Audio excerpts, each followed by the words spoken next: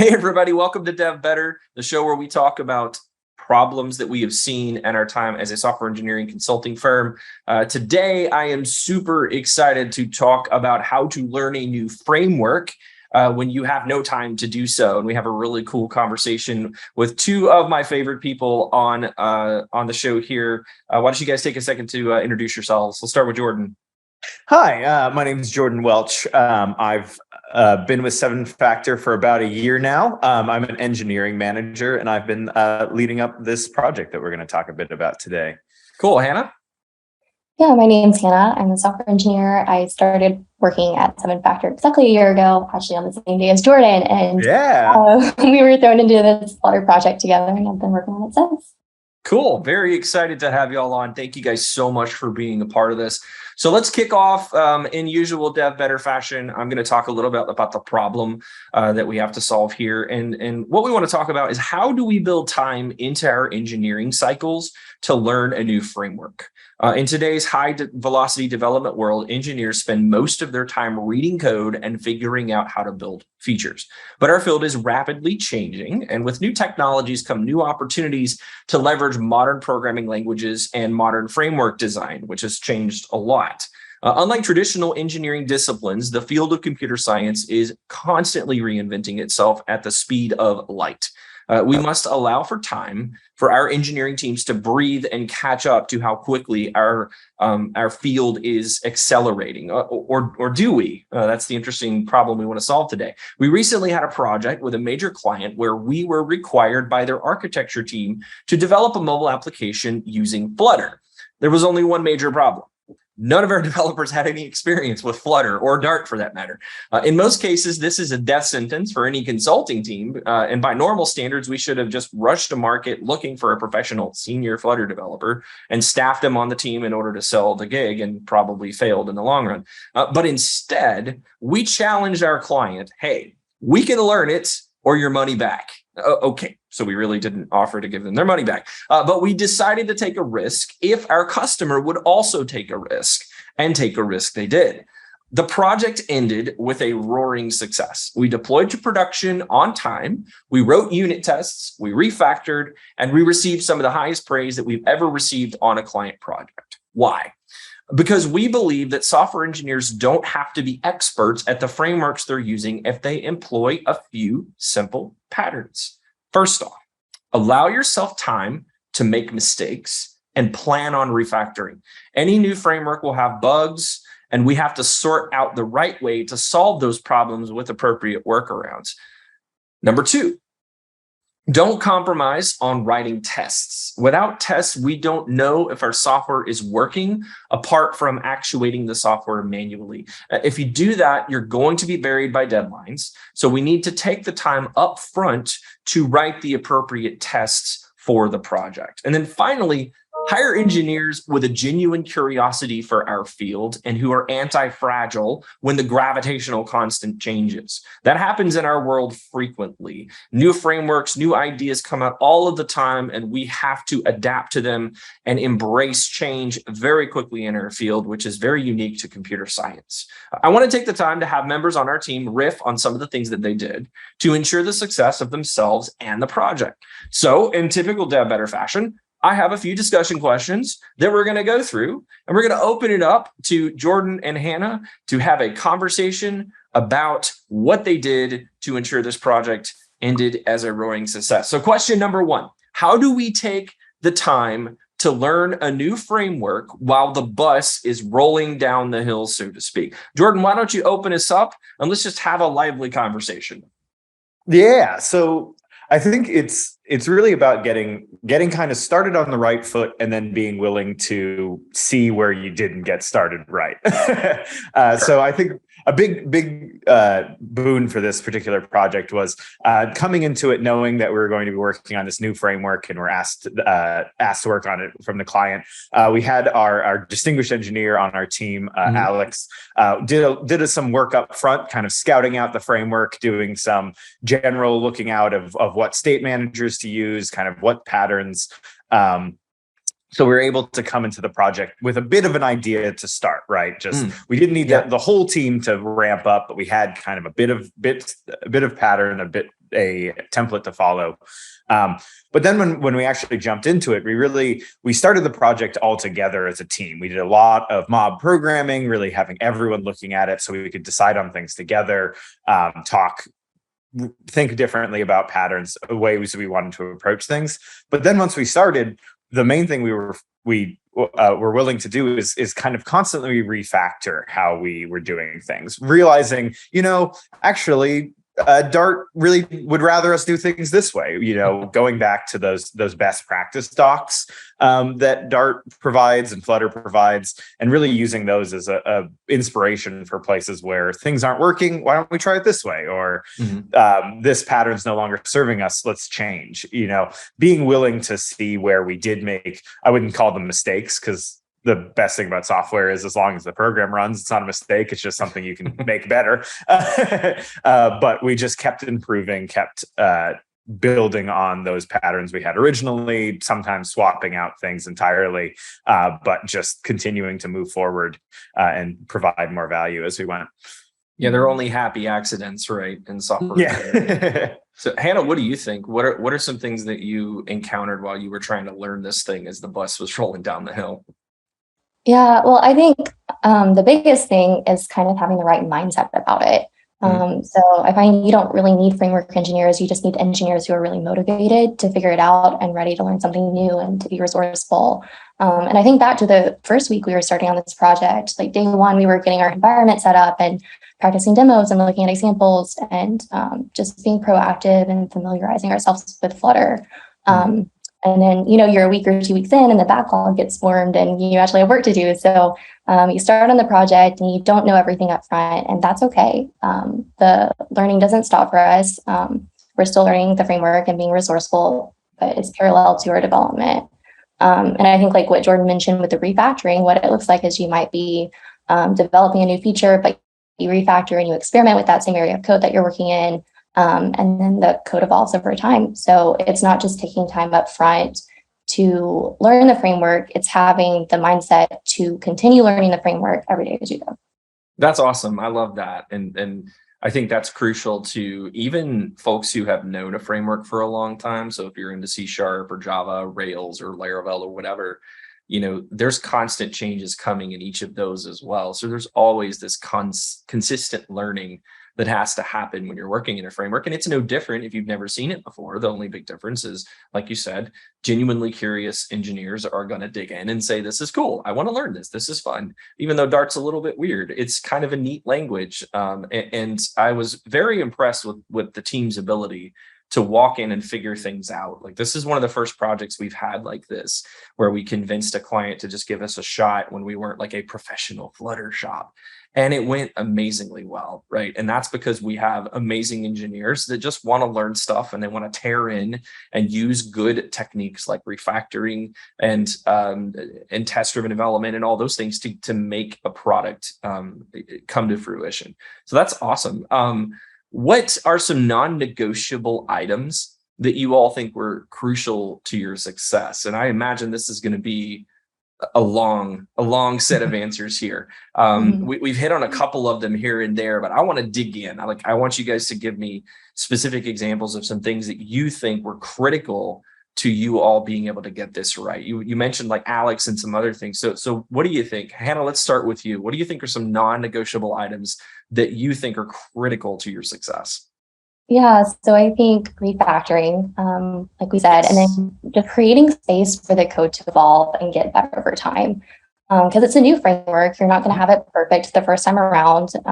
You have to leave some room for experimentation and plan that into your development time. And then also, I think having more senior engineers like Alex and Jordan on the project was crucial to our success. Like, we were fortunate enough to have Alex join the team to sort of lay out the architecture of the code. And like Jordan mentioned, even before he joined, he had done some research on Flutter. He created a sample project as an example for us to start working on, and took the time to pair and research best practices and steer us in the right direction. And then Jordan, you had worked on mobile development before. And so just having your experience there and experience getting it into the app stores was like kind of a platform for success as well. Awesome. Yeah. What do you think, Jordan? Yeah. Following up on what Hannah said, just the not to undercut our point if you don't need framework engineers, but it is good to have people who are coming from things that are similar. Yes. You don't need everyone to be by any means, right? Hannah's last project, she was working in more of an application, a desktop application environment, coming over to a mobile and web-based application. But me coming from a web background and a mobile app, had worked in React Native in the past, I kind of understood some of the pitfalls of the mobile environment, which is particularly a unique environment within development because you don't control all of your CI/CD. You have Apple, you have Google, right. You have to meet their needs. So I understood some of those pitfalls we were going to hit. So that was really helpful of having that. So if you're going from web framework to web framework, it's useful to have an engineer that understands HTTP, right? If you're jumping in with absolutely no experience of that, you might miss some things. So having some people who at least on the team that at least understand the general borders of what you're jumping into is really helpful. Yeah. So that you can pick up that framework a bit faster and not be stumbling over just the fundamentals, right? On that point, I think that I want to be very clear that what you're saying is 100% true because there are different silos in application development these days. You mentioned desktop, you mentioned web, you mentioned mobile, you mentioned front end spa. Like I would even say that that's a world in of itself with the Reacts and the Vues and the Angulars of the world. And these different technologies approach solving problems different ways. Now, it's very cool to get a view into each of those, right? And to be able to see how the problems are solved in each of those different sort of verticals, if you will.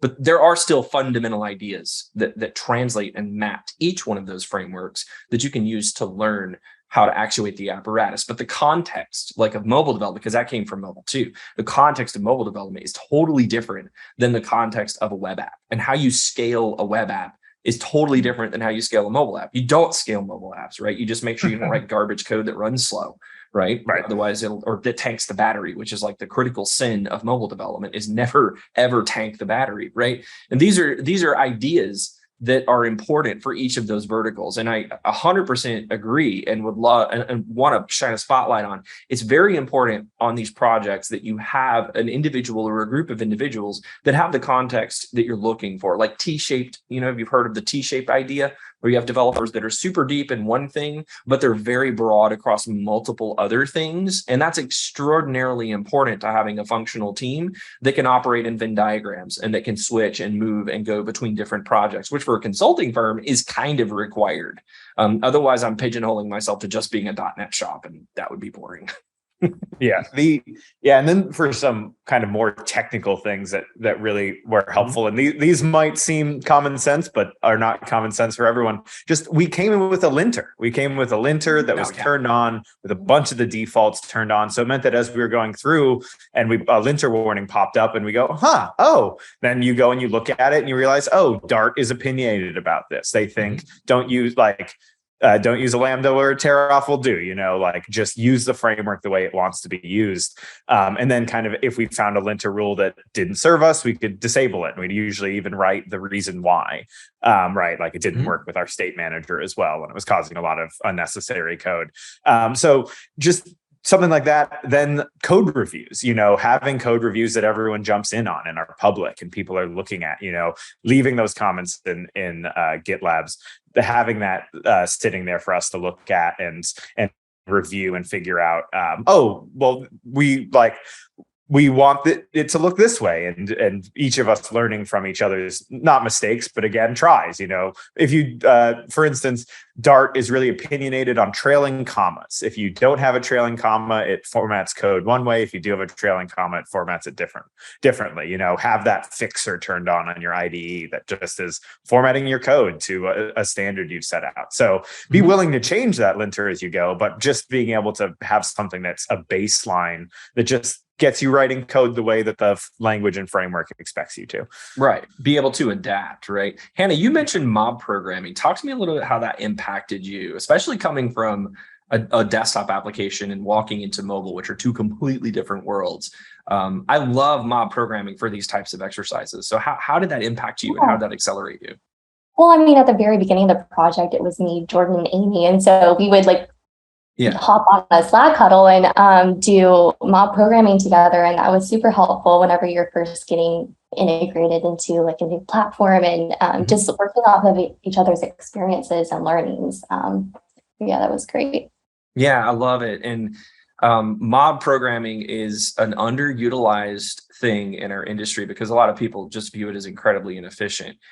It's inefficient, yes, because 3 developers, shoring up on a screen and writing code together. Yeah, of course that's inefficient. And the problem is that you're trading inefficiency for long-term efficiency, which is again a huge problem that most engineering teams and business folks just don't understand. We lack the ability in our industry to see the trade-off of a short-term inefficiency for a long-term efficiency gain, right? And it's typically because we don't trust the idea. We don't trust that mobbing or pairing or any of these concepts, test-driven development, unit testing, we don't think these things are going to add any value to our projects. So instead, we're just like, oh, just go get it done, just hack it, which is just garbage culture, right? So I'm super excited that y'all were able to do mobbing, and I think that's a non-negotiable to me if you're learning a framework, because you have like Alex who knew it.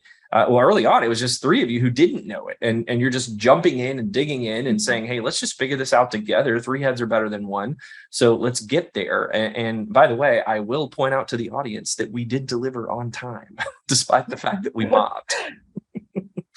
That's awesome. So last question here. What are some tips and tricks for building efficient learning pipelines inside your teams? And how did we make sure that no one was left behind? And I want to focus on the psychology of the team here, because team culture, like all of the bits and bobs and the technical bits like linting, those are all amazing ideas that we want to implement. But there's also a psychology effect here. There's imposter syndrome. There's a lot of things that we have to deal with on teams, especially when you walk into something you've never seen before. There's fear there. Like, we're afraid of it. Like, I've never written this. What if I do it wrong? What are some ways that y'all built efficient learning pipelines, and how do we make sure that everybody was carrying on with the ideas that we learned? What do you think, Jordan? Yeah, so I think that is somewhere that specifically at this client, kind of we got the comments multiple times from the client. Wow, y'all talk to each other a lot. And we have to do that thing.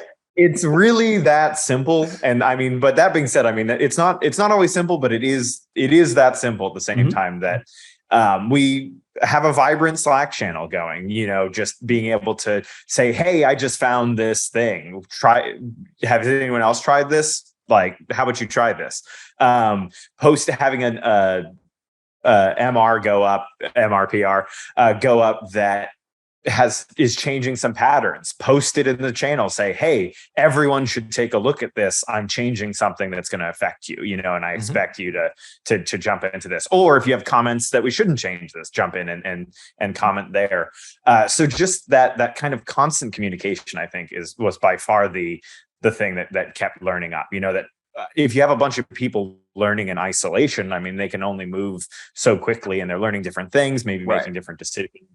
But if you're learning together as a unit and kind of having those learnings be something that feeds back into the team, it just really lets you like build up that synergy of why waste all of the learning time on one person when one person's learning can quickly short circuit that learning cycle for everyone else. Just be able to say, oh, I didn't know you couldn't do that in Flutter, or oh, I didn't know that it was as easy as using all of the text is not empty. I didn't know that was a function. I didn't realize strings had all these helpers on it. All of those little things that are specific to the language, specific to the framework, that you just wouldn't know otherwise, that you're able to post saying, hey, this language has these affordances, but why not use them? For sure. Again, team coherence is always better than, strict mentor-mentee type relationships. And there's a place for that. There's a place for, having a senior engineer pair up with a junior engineer and kind of, show them the ropes. But when you learn as a community, there's a different set of ideas, I think, that come to fruition there. And I think that's much more powerful and it sticks better. At least that's what I've seen. I've seen that tends to produce teams that are more cogent, more coherent, and more able to get interesting things done, because as a team, they know how to solve problems and leverage each other's strengths and weaknesses. So what do you think, Hannah? What are some ways that you facilitated this in the team? Yeah, well, I agree with Jordan. I think it all boils down to how we communicate with each other. We were doing a lot of Slack huddles in the beginning, which we still do. We pair and we mob all the time. But I think starting the project where we were working together a lot and learning from each other sort of set the stage for how we would work as a team moving forward. And we've been able to maintain that level of communication. And then I see like whenever a new team member gets onboarded, we would always pair with them to help them get more familiar with code base. Or another thing I'll see us do is if we finish our work early in the sprint, we'll reach out to each other and see if anyone needs help with anything before we pick up something new too. But then I also think we teach via the code we leave behind. I think we learn by examples. So making sure we are creating high quality examples for the rest of our team members and just keeping the code consistent and holding each other accountable during those code reviews. That's huge. So. Absolutely. Yeah, that's awesome. Yeah, speaking back to what Hannah just said on patterns, because patterns become their own teaching tool, right? That people are going to come into code, new people who haven't learned everything yet or are still figuring things out. They're going to copy and paste. They're going to grab. They're making another API call. They're going to find an API call that's similar. They're going to copy it out. They're going to paste it. They're going to change those parameters on the API call. And so that's why it's important to be refactoring your patterns and finding ones that work and making sure that they're there and not just kind of reinventing the wheel every time with a API call that's a bunch of spaghetti. And now people are copying and pasting in the spaghetti and they're swapping out pieces and your problems are growing and growing. So it just goes back again to writing that clean code the first time, even if you're going to change the pattern, but like make sure that when you're doing a pattern, you do it fully, you do it cleanly, you make it easy to understand. And then early on as you can, you start extracting it into interfaces or like object-oriented classes that are easy to break down and use over and over again so that people are able to learn through just the code making sense and being easy to read.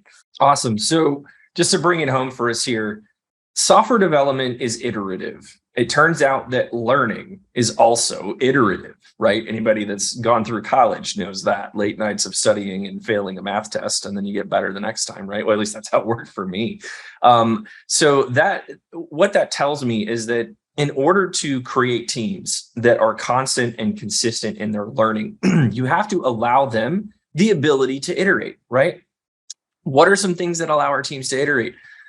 Refactoring, telling the team that they can go through and change patterns. That is a key point of this entire conversation that I just want to point out. That is something that a lot of business folks they get really irritated when I use the word refactor. And trust me, I'm not here to waste your time, right? Our teams aren't here to just do whatever they want and play in the sandbox and make you unhappy by not delivering something on time. We really do care about what we build. And in order to do that properly, we have to refactor. We have to have permission to go back through our code and change it and make it better, right? And to hone those ideas. And this particular project is a crown jewel of an example of why, right? The team was able to implement in a framework they had never seen before, a set of patterns that they iterated upon, and they created a mobile application from scratch that they had never seen before and delivered it on time. Now, I'll also note that we had to have good stories, which is another conversation for another show. Bad stories would have probably derailed the entire conversation and flushed the whole project down the toilet. But we were lucky to have a partner that did a great job at creating assets for us to then turn into this application that we built. So Jordan, Hannah, thank you so much for joining us. This has been a fantastic episode. I hope everybody enjoys and have a great day.